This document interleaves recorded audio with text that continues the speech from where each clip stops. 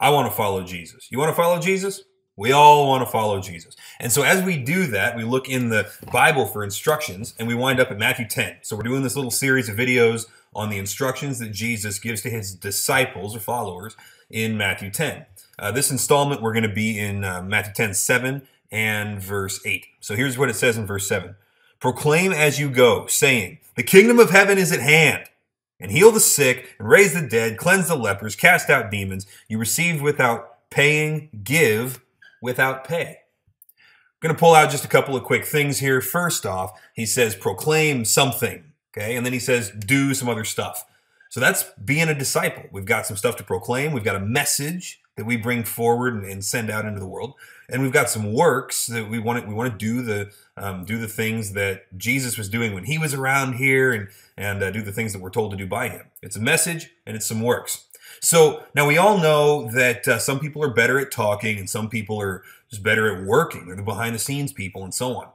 Here's what I find most disciples will assume is that whichever area they are strong, that's just where they want to hang out. And they assume they don't need to grow or participate in the other category, okay? So we've got people that are strong in speaking and in the message. So he says, proclaim as you go, saying, the kingdom of heaven is at hand. What does that mean? Well, we got a group of people that would be glad to explain it to you. We'll say the kingdom of heaven is at hand. Jesus is the king. He is the Lord, and he's at hand. He's right here. If you hear his voice, do not harden your heart. And everyone who calls on the name of the Lord will be saved. Right? So we've got people that can proclaim that pretty solidly and readily. Right? That's good. We love that. That's exactly what Jesus is saying to do here. Then verse 8 comes. Heal the sick, raise the dead, cleanse the lepers, cast out the demons. So there's this variety of work. This is miraculous. This was meant to show that Jesus' power had actually come to earth. But what are the works that God's people, that the church, are supposed to be doing now?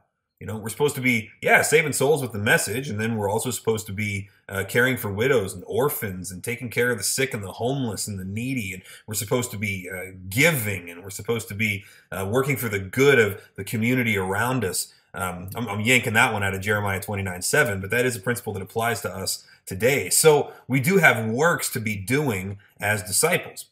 Now, some people will not want to talk because it's like that's not their strong suit, but they want to work because you guys are really effective and you see a lot of fruit when you do work for the kingdom of God, right? That's awesome. We love that. Here's what I would suggest for your next step in discipleship.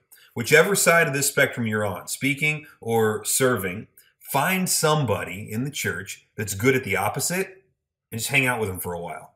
Okay? Find somebody who is, if you're a worker bee. You're behind the scenes, you're moving pieces, and you don't need to open your mouth to get it done. That's your comfort zone.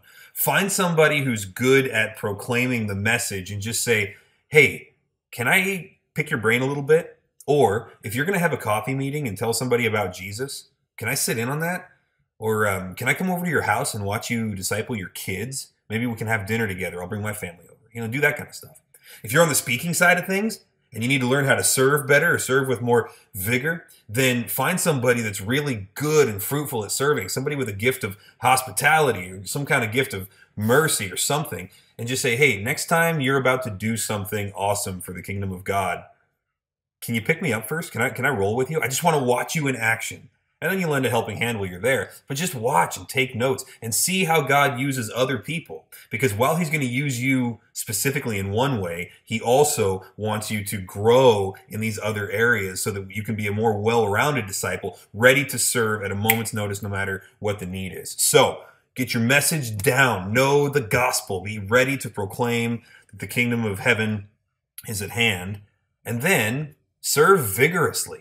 Okay, when we get to 1 Peter 4 here in a little bit on Sunday mornings, then we'll talk more about this. But for now, know your strengths and hook up with somebody with the opposite strength and just watch them go about it. Watch how God does the work. All right, we'll see you on the third installment where we're going to talk about this.